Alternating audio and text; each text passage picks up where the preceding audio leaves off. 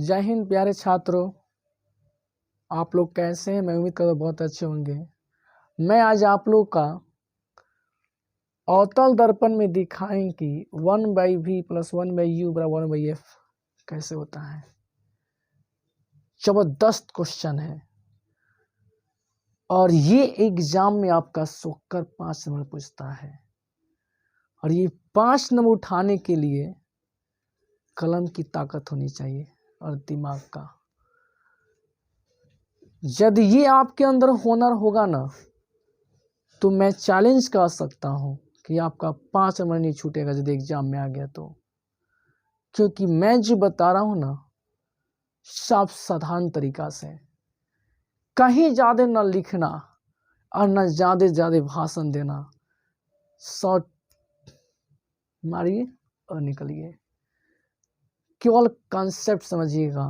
Concept समझ में आ जाएगा तो मैं गारंटी देता हूँ कि आप बाजी मार सकते हैं।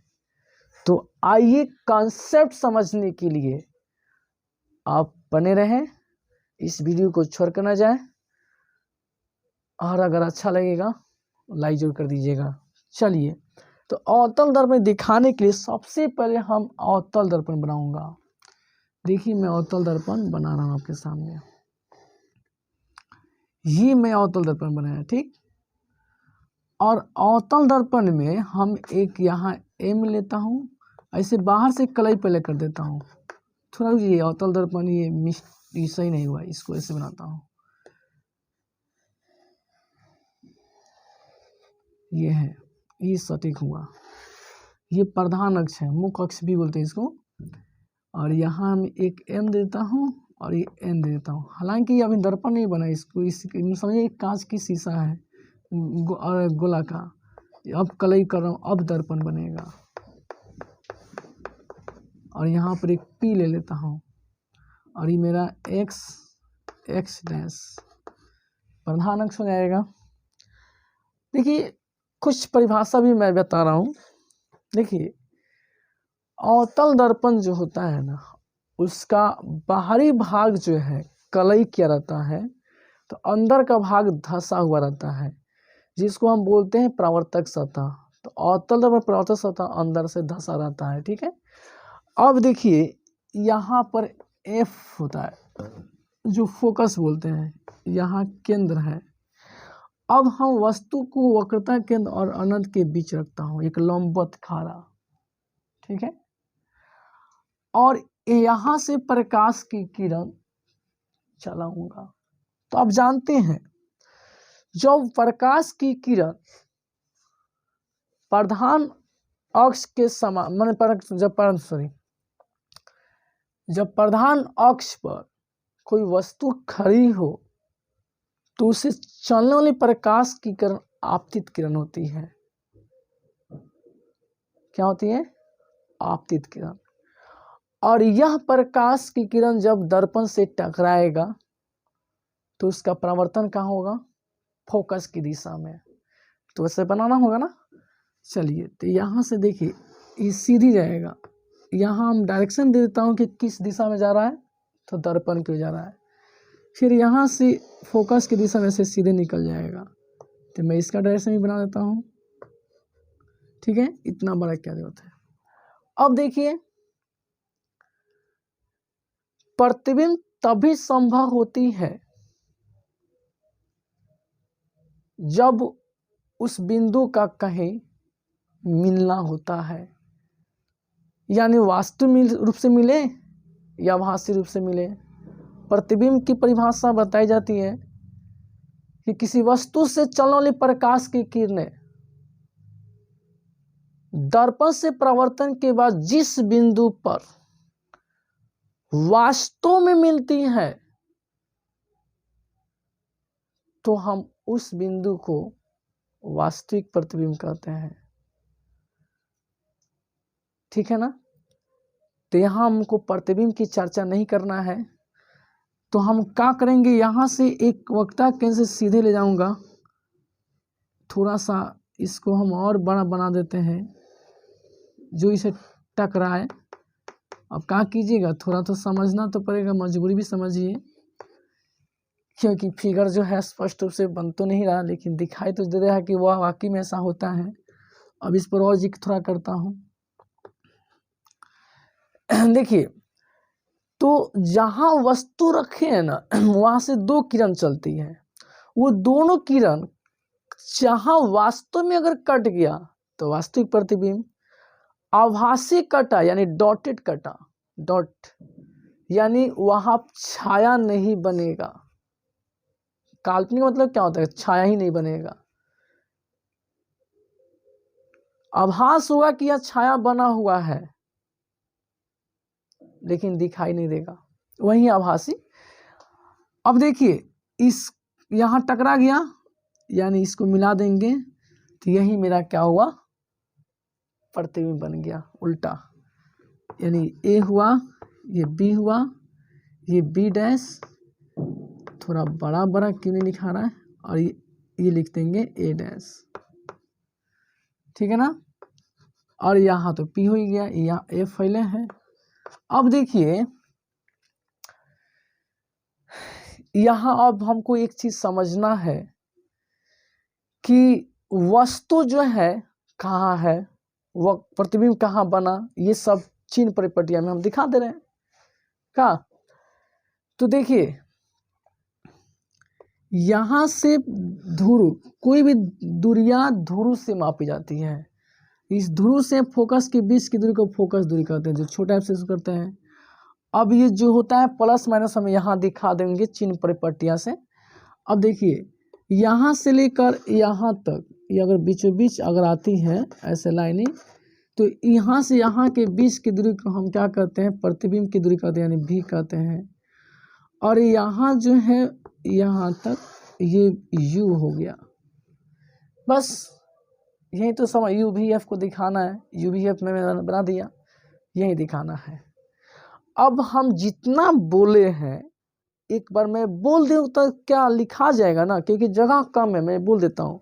देखिए, लिखावट में लिखा जाता है कि m और n एक दर्पण है जो बहुत छोटा द्वारक पर एक लंबवत रेखा है, जिस पर मैं एक वस्तु को खड़ा किया हूँ, और उससे प्रकाश की किरण में जब चला रहा हूँ तो उसका फोकस की दिशा में आप मैंने परावर्तित होती है। तो ये हमारा वक्रता केंद्र और फोकस के बीच में एक प्रतिबिंब बनता है, जो इसकी अपेक्षा ये छोटा बनेगा और उल्टा बनेगा। ये आपको थोड़ा सा लिख देना होगा, तो आप लिख सकते हैं, मैं उम्मीद करता हूँ। तो हम चिन्ह प्रॉपर्टी से डायरेक्ट इसका फोकस कर देता हूँ। तो देखिए, यहाँ पर लिखेंगे चिन्ह परिपाटी, चिन्ह परिपाटी।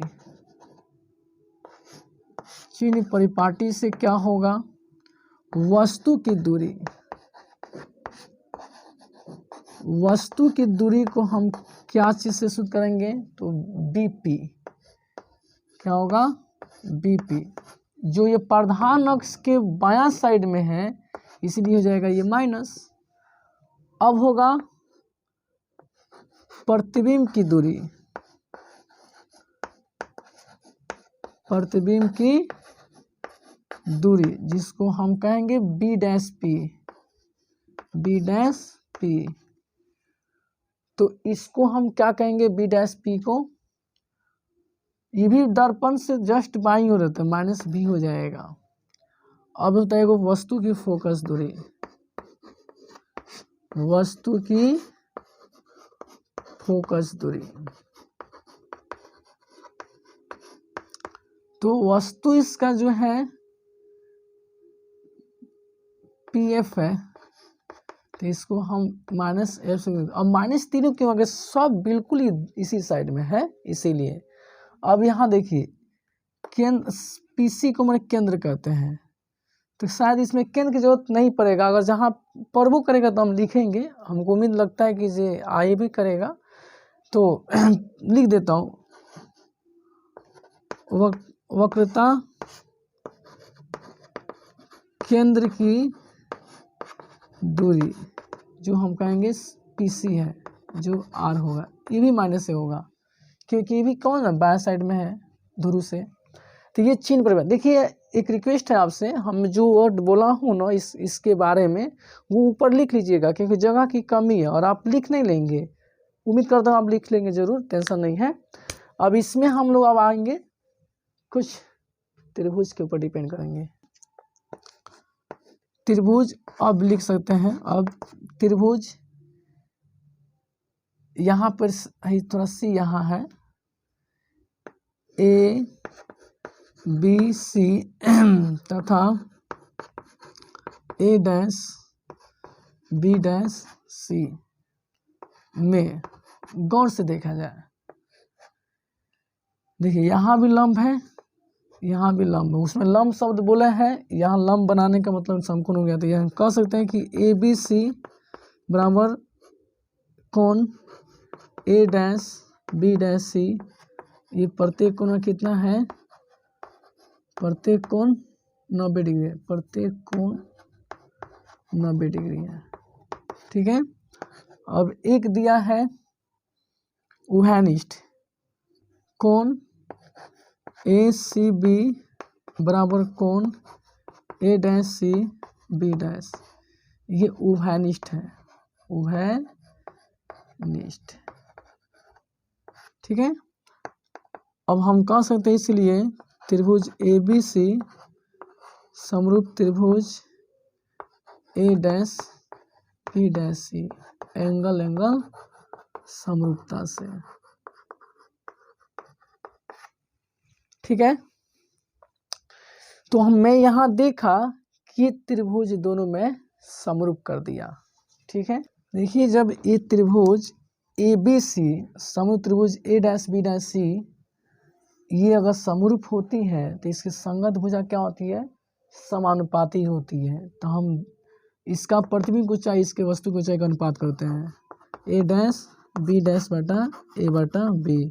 कहने का मतलब है सभी भुजाएं समानुपाती जाती है, तो इस प्रतिबिंब की ऊंचाई के समानुपाती कौन होगा, वस्तु की ऊंचाई। और यहाँ प्रतिबिंब का जो B', होगा यानी B से C की दूरी होगा, तो वो क्या होगा, वस्तु के BC की दूरी हो जाएगा। इसकी इक्वेशन 1 ले लेंगे।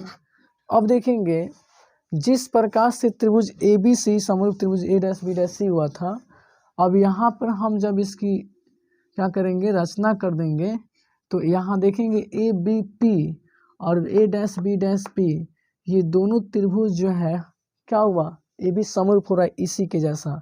तो हम यहाँ छोटी सी जगह में हम हटा सकते हैं, देखेंगे त्रिभुज ABP समरूप त्रिभुज A', B', ये भी समरूप हो जाए कौन से, एंगल समरूपता से। जगह कम लिख दिया समरूपता से। अब मैं देखूंगा कि यहाँ भी वस्तु की ऊंचाई जो है, प्रतिबिंब की जो ऊंचाई है वस्तु की ऊंचाई के अनुपात के बराबर होगा, यानी A', B'/AB। अब बराबर, अब यहाँ क्या होगा, अब ये वस्तु की ऊंचाई के लेकर हो गया। अब पहले क्या लिखे, प्रतिबिंब लिखे, तो प्रतिबिंब की दूरी लिखेंगे B', और बाटा यहाँ से क्या होगा, इसकी दूरी पूरा BP हो जाएगा, BP हो जाएगा। अब इसको ले लेंगे समीकरण 2। अब देखिए अब बाकी पूरा कंसेप्ट लिखा गया। अब 1 और 2 से देखेंगे दोनों बराबर है, कट जाएगा, ये बच जाएगा। अब ऐसा इसका मान यूज करेंगे जो इस सब का मान उसमें पुट होगा। तो मैं आपसे यही रिक्वेस्ट करूंगा कि अगर यदि आपको यहाँ तक समझ में आ गया हो तो ज़रूर इसको अब स्क्रीनशॉट ले लीजिए, क्योंकि हम इन दोनों को लेकर मान पुट करेंगे और इस सब का मान आपके पास रहेगा। तो आप देख सकते हैं सर मान कैसे भर रहे हैं, समझने में सुविधा होगी। और यदि यहाँ तक बहुत बेहतर लगा है ना, तो जितने लोग देख रहे हैं चैनल को जरूर सब्सक्राइब कीजिएगा नए होंगे तो, और लाइक जरूर कर दीजिएगा। चलिए इसके बाद हम इन दोनों को कंसेप्ट लेकर समझा रहे हैं, ठीक है नेक्स्ट। हाँ तो मैं उम्मीद कर सकता हूँ कि आप स्क्रीनशॉट जरूर ले लिए होंगे। तो अब इसके बाद देखेंगे कि जो मैं समीकरण 1 और 2 लिखा हूँ उसके हिसाब से हमारा क्या होगा, A', B और A/B दोनों सेम था, वो हट जाएगा तो क्या बचेगा। तो हमारा उसमें आया था नेक्स्ट में कि यहाँ से B'/C आया था, ठीक है। और यहाँ से B'/P बाटा क्या था, पूरा BP आया था, अब कहने का मतलब है, आप समझने की कोशिश कीजिए, ये बड़का त्रिभुज के लिए था ए बी पी का और ए डैश बी पी का, तो इसका ये है और इस छोटका वाला का ये दोनों का है, ये वाला अनुपात बचा है जो। अब इस बी डैश सी का कहीं मान है का, देखिए तो बी डैश सी कुछ नहीं है, तो ऐसा इसका मान लाए जिसका मतलब यहाँ जो चिन्ह परिपट ली तो उसके मान आ जाए। बी डैश सी बटा बी सी बराबर बी डैश पी बटा बी पी, ये अब हम लोग को ऐसे मान पुट करना है, समझे, जो कि हम यहाँ पर चिन्ह प्रॉपर्टी में लिखे थे उस सब का मान आ जाना चाहिए। तो only for B dash C जो है ये कैसे आएगा, तो पूरा पीसी में से अगर हम बी डैश पी घटाते नहीं आ जाएगा, पूरा पीसी में से बी डैश पी घटा देते हैं तो आ नहीं जाएगा। और बी सी, देखिए बी सी कोई चीज़ नहीं है, तो पूरा क्या करेंगे बीपी में से, पूरा रियल बीपी में से हम क्या करेंगे पीसी घटा देंगे तो आ जाएगा मेरा कौन सी बीसी, पूरा बीपी में से हम क्या किए हैं पीसी घटा दिए तो बीसी निकल गया। उसी तरीके से देखिए बी डैश पी, देखिए बी डैश पी इसकी तो दूरी होती है, बी डैश पी से क्या बी है तो ये ओनली वही रहेगा। अच्छा बी पी इसका भी होता है तो ये वही रहेगा, क्योंकि बीपी को हम क्या करते हैं वस्तु की दूरी करते हैं। अब मान पुट करेंगे, अब देखिए पी सी इस एफ का दुगुना है, यानी हम कह सकते हैं आर बराबर क्या होता है एफ बराबर आर बटा 2 होता है, तो आर बराबर क्या हो जाएगा 2f नहीं हो जाएगा, मतलब यहाँ तक केंद्र को त्रिज्या कहते हैं तो त्रिज्या 2f के बराबर हो गया, यानी हम यहाँ क्या लिख सकते हैं 2f लिख सकते हैं, ठीक है। अब देखिए बी डैश पी अब यहाँ से यहाँ तक दूरी को भी कहते हैं तो ये माइनस भी होगा कोष्ठ में चल जाएगा बटा बीपी को यू कहते हैं तो माइनस यू हो जाएगा, क्योंकि आप सब चिन्ह प्रॉपर्टी देख सकते हैं पीसी, तो पीसी जो है यहाँ है पीसी। अब यहाँ एक प्रॉब्लम आ गया, हाँ पीसी का प्रॉब्लम क्या है, पीसी को तो हम बोल भी कहते हैं एफ का दुगुना है, मैंने एफ है वो वक्तक दीजिए एफ का दुगुना है, तो यहाँ आर बराबर क्या हो जाएगा, मैंने फोकस दूरी जो है बराबर त्रिज्या का आधा बोलने से दुगुना बोला गया है, और यहाँ त्रिज्या जो है वो क्या हो गया 2f, यानी 2 एफ में त्रिज्या बराबर आ जाएगा, तो यहाँ पर भी हम क्या लिख सकते हैं 2f लिख सकते हैं। लेकिन ये सब चिन्ह माइनस होगा, ये भी माइनस होगा, ये भी माइनस होगा, क्या है क्योंकि सारा दूरिया सब माइनस से में था, तो हम कैसे प्लस लगा दें। अब है ना ये बी डैश पी इसका भी है माइनस, और इधर का बी पी माइनस यू होगा, हो गया। अब देखिए अब इसी को सॉल्यूशन करेंगे आंसर फट से निकल जाएगा, -2f हो जाएगा, माइनस प्लस हो गया, ये माइनस यू हो जाएगा, माइनस प्लस हो जाएगा। अब इसको क्या करेंगे ये दोनों माइनस क्या हो जाएगा प्लस हो जाएगा, या इसको माइनस कटा देंगे तो भी बटा यू हो जाएगा। अब तीसरा से गुना करेंगे u से -2f प्लस v में v से -u प्लस 2f में गुना करेंगे। अब देखिए -2uf प्लस uv बराबर -uv प्लस 2vf। अब हम क्या करेंगे -2uf, अब इसको हम क्या करेंगे प्लस uv, इसको इधर लाएंगे उठाकर तो प्लस हो जाएगा 2vf, ठीक है। अब क्या होगा देखिए ये -2uf जो है ना अब प्लस 2vf तो ये वाला जो है ना बराबर के बाद में जाएगा, तो यहाँ क्या हो जाएगा 2uv, ये माइनस इधर आएगा तो क्या होगा प्लस 2uf प्लस 2vf। हम क्या करेंगे दोनों तरफ 2uvf से भाग देने पर, भाग देने पर, भाग 2u भी, भाग देने 2u_v_f, और इधर है 2u_f बटा 2u_v_f प्लस 2v_f है तो भाग देंगे 2u_v_f से भाग दे रहे हैं। देखिए 2 से 2 कट जाएगा, u भी से u भी कट गया, 2u से 2u कट गया, f से f कट गया, 2 से 2 कट जाता है, v से v_f कट गया, इसलिए हम कहेंगे 1/f बराबर 1/v प्लस 1/u। यही सिद्ध करना था। तो देखिए मैं आपको अवतल दर्पण में दर्पण सूत्र को साबित किया। अगर यदि कहीं नहीं समझ में आता तो कमेंट में लिखे, फिर आपको फ्रेश बना दूंगा। लेकिन अगर यदि समझ में आता है तो आप इसे छोड़ेंगे नहीं, एक बार 2 बार रिवाइज करेंगे और बनाएंगे। अगर आएगा तो पक्का पास में आएगा। तो आपको ये कहीं दिक्कत हो तो कमेंट बॉक्स में जरूर लिखिएगा, और नहीं दिक्कत हो तो बहुत अच्छा कि मैंने आपको समझा, आपको समझ में आ गया। और अगर ये वीडियो ज़बरदस्त लगा है आप सबको तो मेरे रिम्स चैनल को सब्सक्राइब कीजिए और अपने दोस्तों में शेयर कीजिए, ताकि ये वीडियो कहीं किसी के लिए प्रॉब्लम ना हो जाए, कहीं छूट ना जाए।